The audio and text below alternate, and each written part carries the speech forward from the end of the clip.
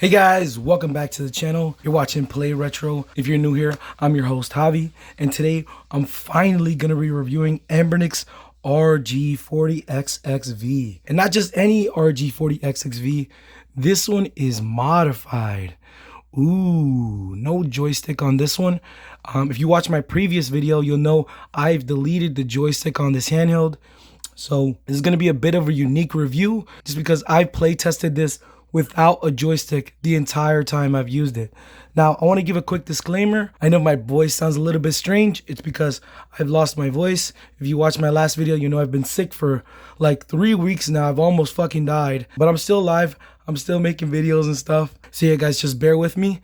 I'm just doing my best so you guys can hear me as well as possible. So I know I'm pretty late to the party with this one. This thing was released like I think 2 months ago, almost 3 months ago, but that's not always a bad thing, right? I know the community has expressed a lot of fatigue with all the Anbernic releases, and this is like their 7th one in this family of devices. So I completely understand when people don't want to see another review of an Anbernic device. But I'm here to tell you this one's pretty damn good, and it's pretty unique.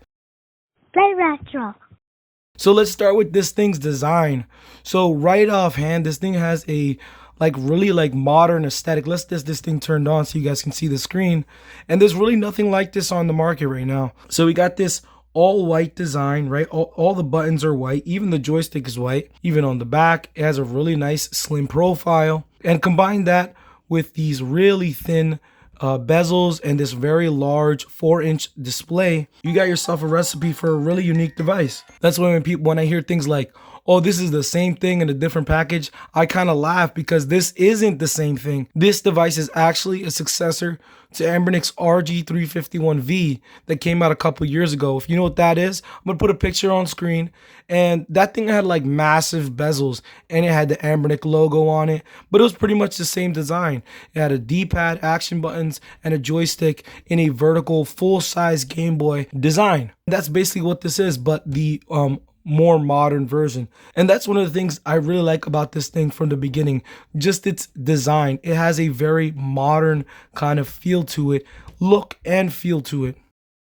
Play Retro. So let's talk about this display for a second. So we're gonna go ahead and put on some Sonic 2 for the Sega Genesis just to show off this brilliant display. We really got to give Anbernic props. Nobody really does displays like they do. Where did they even get this 4-inch 640 by 480 display?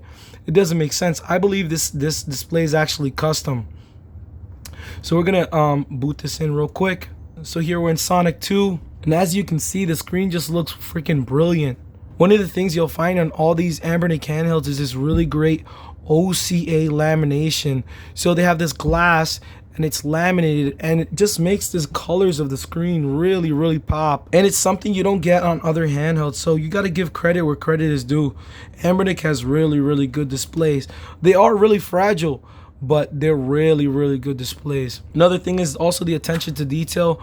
On almost all Anbernic handhelds, you'll find that the displays are rounded, nice little touches on the edges, so there's no sharp, like cheap looking screen. This is a quality screen for what this is. So I'm going to turn up the volume here so you guys can get a quick sound test.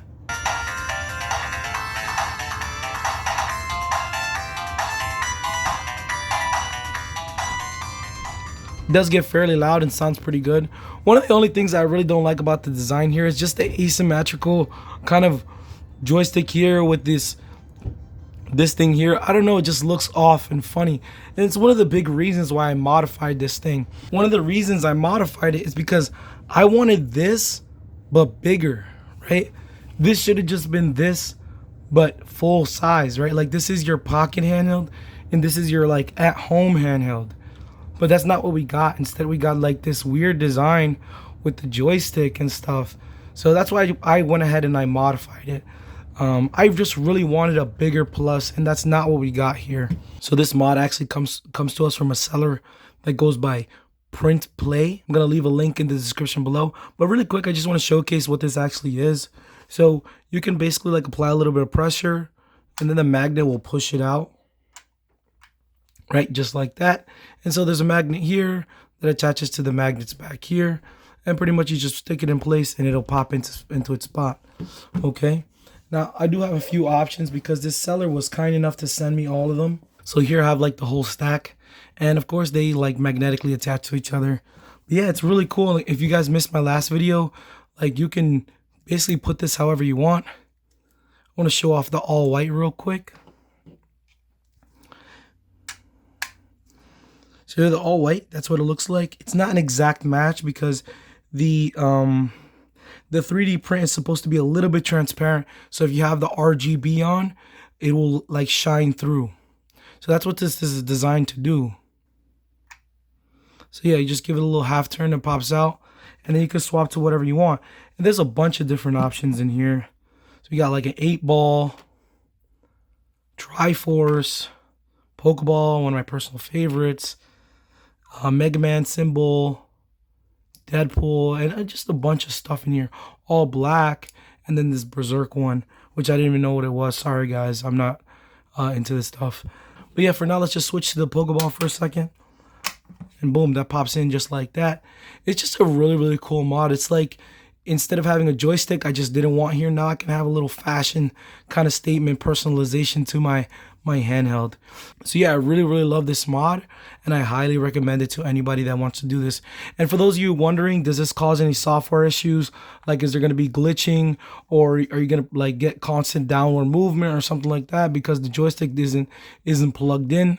No, you don't get any software issues whatsoever. It's just like using a Plus. You just don't have the joystick to have the analog movement. Now, does that mean you're gonna lose some functionality? Of course, you need a joystick for certain games like N64 and Dreamcast and all that stuff.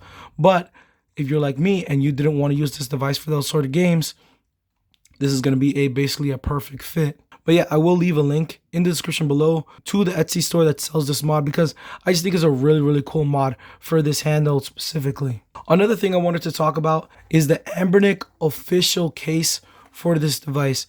And it's pretty much damn near perfect. It fits amazingly.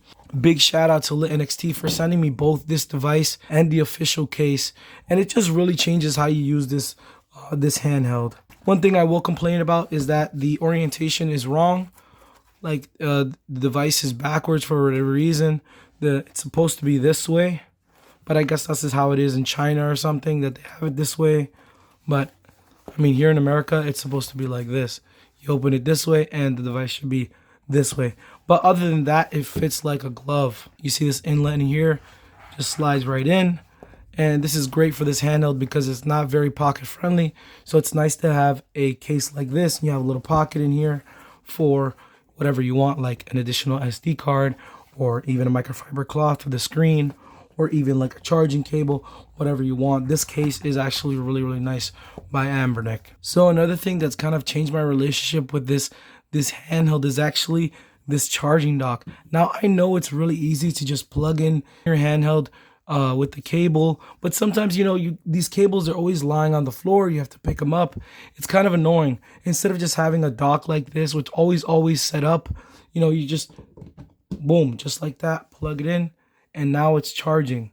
It looks really cool on your desk, like just having this thing charging here, and you can visually see when it's ready to go. And here with Knulli, you do have a charging indicator and some stuff. But yeah, I really, really like this dock, and I just kind of been playing it, and then it just instantly goes back on the charger. Playing it, goes back on the charger. And it's just been really, really good experience. I highly, highly recommend this charging dock for this handheld. That is actually by the same seller that makes this mod, the Joystick Delete mod. Play retro. But anyway, I do want to talk about these buttons, just the controls in general on this device. Let's start with the D-pad. I know a lot of people praise this D-pad. I think it's an excellent D-pad. It's pretty good, but I don't think it's amazing. I think the D-pad on this device over here and this device over here is better. I would consider this D-pads to be S-tier D-pads. These are perfect D-pads in my personal opinion. I love the way these feel. This one, I feel like it's a little bit taller. It's a little bit more narrow. Something about it feels different than those D-pads. I would grade this an A D-pad. It's really, really good, but it's not as good as these. And that's how I feel about the D-pad. Now onto the action buttons. I think the action buttons are just as good as you'll find on any other of these other handhelds. Really, really good. And it's also really cool to see this like all white buttons that we never see before. The start and select buttons, same normal Anbernic stuff here. Nothing to write home about. Same thing applies with the power button and reset buttons. Nothing special here. You got this volume rocker over here. You know, it has a little notch there. It's nice. Nothing really all that special. The joystick, we're not going to talk about the joystick because I don't have one. And now to the shoulder buttons. This is one area that I really don't like about this handheld. I'm going to just say it from the beginning. Anbernic really cheaped out on these shoulder buttons. The way they feel just feels like a micro dampened. And it's just not really all that satisfying to click them. To be honest, they feel just like kind of shitty and kind of cheap. That's what I would describe the buttons as. They're also easy to press. Like, they don't really require too much force, so you're gonna press them by accident as well. I'm just not a big fan of these shoulder buttons. It's one of the biggest cons of this device in my opinion. Like, even the shoulder buttons on this one feel so much better. I don't know why, maybe the shape, but these just feel cheap for whatever reason. It just, maybe it's the paddle. I'm not sure. It just doesn't feel all that great. But yeah, definitely one of my biggest gripes with this device is actually the shoulder buttons. I just don't like them. Now, as far as the ergonomics are concerned, of course, this is a vertical handheld. So using the D-pad and action buttons feels pretty good. And it is a full-size thing. But the shoulder buttons is the one area where you will feel that the handheld feels a bit tight. You're going to have your hands kind of wrapped around like this and just kind of pressing them. Sometimes you're going to press those shoulder buttons by accident. It's just, I don't know. I feel like they could have put them in a better spot or something to make it feel a little bit better as well. But as far as ergonomically, I do like that the device is very slim, so it feels good in your hands. And basically the D-pads and action buttons are right where they're supposed to be. It's just those shoulder buttons that makes the device feel a little bit more cramped than it should be. Play retro.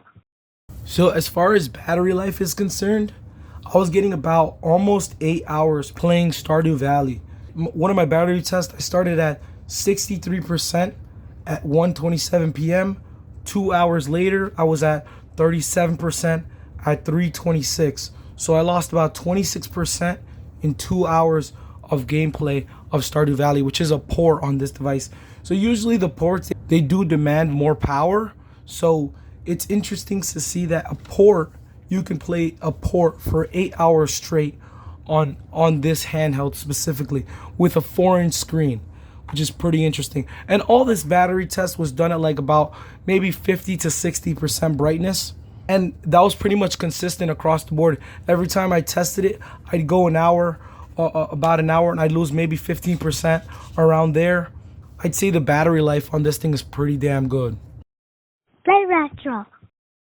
Now next I want to talk about the software I've been running on this thing since day one. I never used the stock operating system. I was actually on Knulli the whole time. So this is Knulli. I have like this cool custom boot logo. It says Game Boy Nintendo. And it doesn't actually take that long to boot. The only thing about Knulli is that it hasn't been updated since like July for whatever reason. I think the dev has been busy working on other handhelds or something. But there hasn't been an actual public release since July.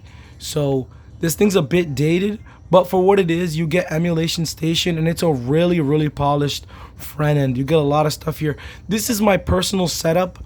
What I have here is kind of like an Onion OS kind of thing.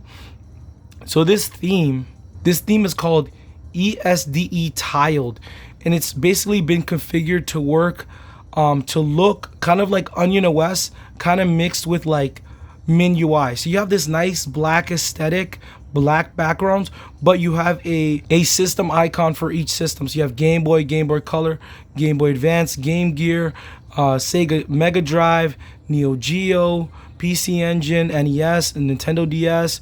You have ports over here, screenshots, Sega CD, Super Nintendo, and then like a favorites list, and like, but everything in here is a grid view. So I want to show this off real quick. It looks really, really good in my opinion. This is what I've kind of wanted as like my aesthetic from all my handhelds, like something like this, where I can visually see the box art of the game, which already has the title and all that, and I could just scroll through my games list like this. Just look visually, because this is exactly how you pick a game in real life. Like, you see the box and like, okay, I want to play this game. And that's exactly what I have here. So this is like all that Game Boy games. Game Boy Advance, same thing. So this is in like a 3x2. And it matches like the box art really, really well. Some of the other systems I had to change a little bit just so it fits better. But I think this looks really, really, really good. And it's one of the benefits of using Knulli, that you can do stuff like this. So like, let me show you, for example, Game Gear. Has the box art is a little bit taller. So I'd have a 4x2 for this sort of system. Right? And it's just really, really clean. It looks like you're on Netflix just picking a game or a movie or whatever. But instead it's games. Let me show you another example. This is Nintendo DS. This one I had to make even smaller just because no other grid size works well for this system for whatever reason. But this one works well enough that you can see, even though it's a bit small. And then like NES, what that looks like. And then finally, let me just show you Super Nintendo. So this one, of course, the aspect ratio is a little bit different for the box art. So now in this one, we have a 3x3, and it works really, really well. Everything's the correct size. Nothing looks like zoomed in or anything. And yeah, just easy to look through your games. Pick your game, pick your system, pick your game. Looks really, really, really good in my opinion. Also, just for fun, let me show you my ports. It's very similar to the SNES collection or whatever. Kind of like this. But yeah, that's pretty much my setup that I've been using with Knulli. It's definitely not what you've probably seen from other people, but it is my personal setup, and I wanted to share with you guys if you guys wanted to try something like this, because I feel like this experience is very unique. And then finally, I just want to show you my favorites.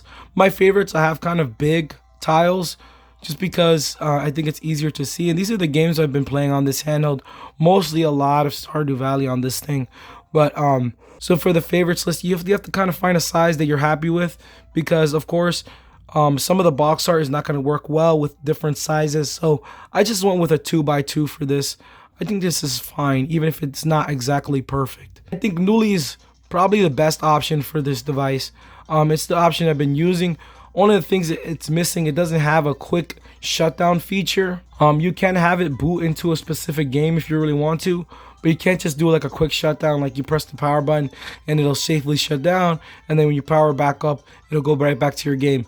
You cannot do that with Knulli, unfortunately. And that's what I mean about the updates. I feel like this thing should have been updated already and we should have that feature, but unfortunately it's not. It hasn't been updated since like July. But yeah, I think this looks really, really good. Of course, you don't have to use that. That's kind of the beauty of Knulli. You can have this however you want, and you can change the theme to like something like the default theme. I'm not going to do that, but you can do that. You can make this look however you want. Another awesome thing about Knulli is that I can take this SD card and I can put it into my H, and it's going to work just the same.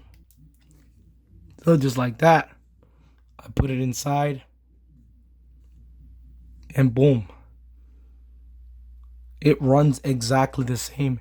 So now, for example, like if I miss the joysticks or I want to play a game with joysticks, I can just swap to this device.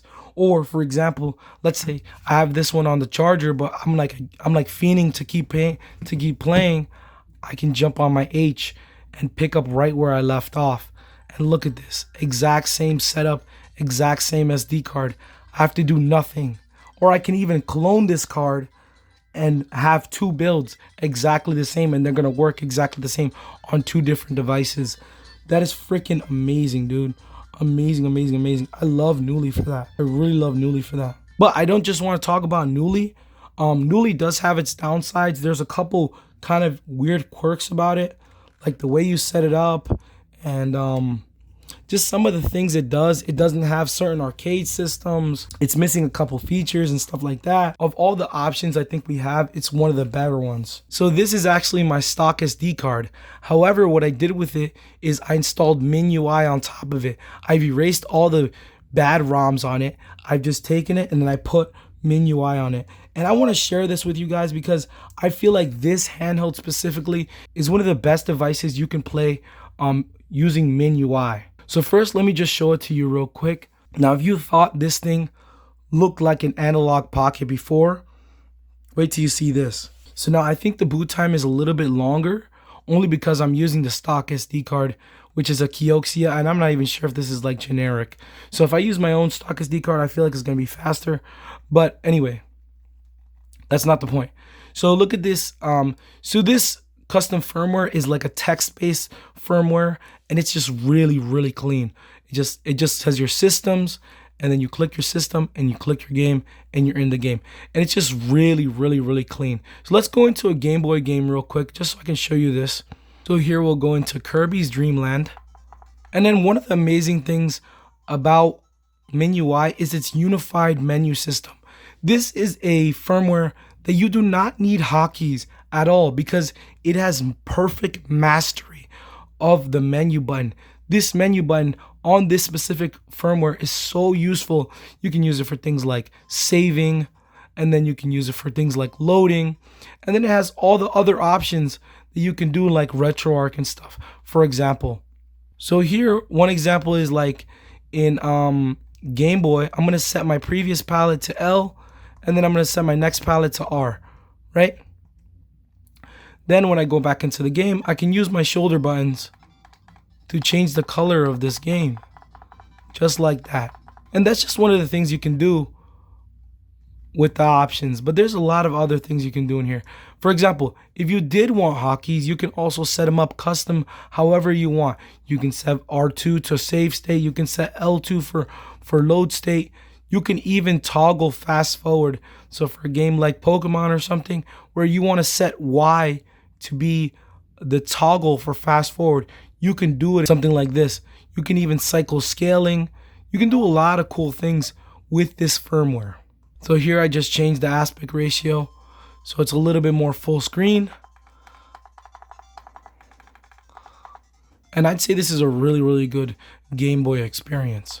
And especially if you're somebody that you don't like the complexity of emulation, you don't like to deal with stuff like RetroArch, where it has a big learning curve, something like this is perfect for somebody like you because you don't have to deal with all that stuff.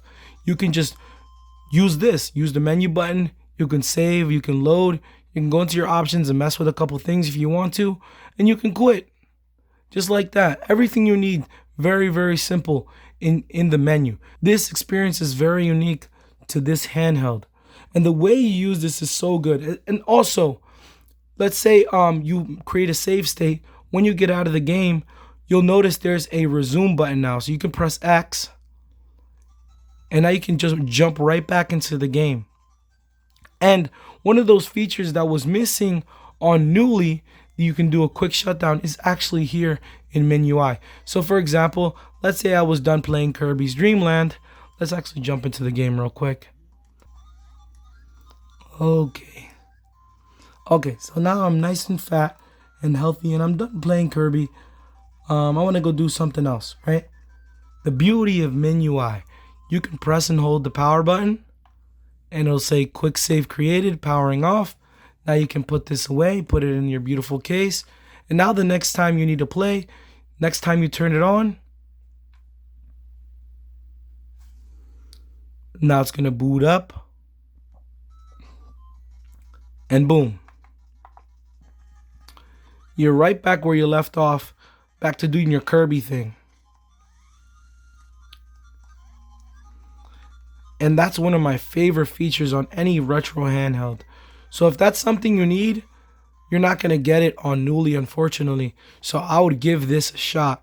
This is a really, really good experience if you really give it a chance. I know some people will say like, oh, it's missing things. It is missing certain things in here.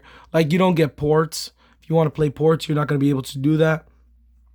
And it doesn't have arcade systems and some of the other 3D systems like N64 and Dreamcast. But if you don't want to play those systems, because they don't play perfect anyway, but if you don't want to play those systems, I would highly recommend you give MIUI a chance because it's just really, really good firmware. It's super polished. It's super snappy, and you get most of the important features you need with a focus on gameplay. But yeah, that's MIUI. I just wanted to showcase it because I think it looks super clean on this handheld specifically, and it makes perfect use of the menu button. I think both of them are really good options. If you're considering this device, give both a shot and see which one you like more. I personally been doing all my playing on Knulli only because I've been playing a lot of Stardew Valley and I can't play Stardew Valley on this. But if I was playing anything else like SNES or Game Boy Advance or anything else, I'd just move over to this just because it's so fast and snappy. And a lot of times all the artwork and the box art and all that stuff kind of just very distracting from just getting to the game. And that's what this firmware is all about, an emphasis on just playing your games. So yeah guys, this is the RG40XXV. I think it's a really good handheld with a couple caveats, like the shoulder buttons are not the best, and then it's got that dinky joystick. I'm personally not a fan of it, but at least you have options if you want to get rid of it. I want to give a big thank you to LitNXT for making this video possible. They did send this out for a fair and unbiased review. As always, to show my appreciation, I will leave a link to their store. If you guys want to pick one of these up, I highly recommend you pick it up from LitNXT. This is the store that's been supporting my channel since almost the inception of this channel, and I wouldn't have made it this far if it wasn't for them. And also to you guys, of course. But yeah, in conclusion, I think this device is one of the best vertical devices on the market right now, and there's not really much else like it. If you're looking for something like this with a 4-inch display in this form factor, this slim kind of modern aesthetic. And we got to give props to Anbernic for bringing this device to market because nobody else has done it. That being said, what do I think of it in comparison to the rest of the H700 family? So, this is going to be a bit controversial because I love verticals. I absolutely love verticals. But my heart belongs to this device right here. This device is the best H700. I don't care what anybody says. I don't care what the other reviewers say. To me, this is the best one. Easily. 4-inch. You get the same screen as this one. Horizontal, it's super comfy. The D-pad is better. You get the joysticks, and I just feel like this is just better designed overall. It's really aesthetic.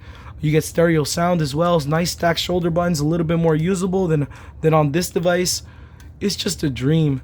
And you know, over the 3 weeks of me playing on this, I kind of have taken the SD card out and popped it in this one every so often when I wanted to use the joysticks. And me playing on this, I kind of miss this one. Like, I just want to go back to playing this one. That's how much I like this thing. I genuinely like it more than its vertical counterpart. And that's weird because I like verticals more. Me personally, I love vertical devices more. However, in this case, between these H700s, this one holds the crown for me. It's just like something about it, like the curvedness, just the design, the stacked shoulder buttons, the symmetry.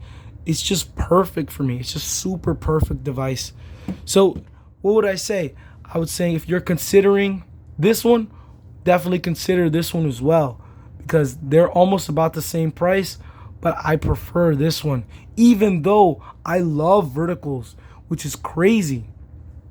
I think the 40XXH is the better device. It is my #1 H700 above the SP, which is crazy as well. So right now, top 3, 1, 2 would be the SP, and then 3. Okay, so I'm just gonna leave it at that. You guys let me know your thoughts in the comment section below of my current ranking of the H700s. And now, for those of you loyal enough to have made it to this part of the video, this late in the video, I have a special treat for you guys.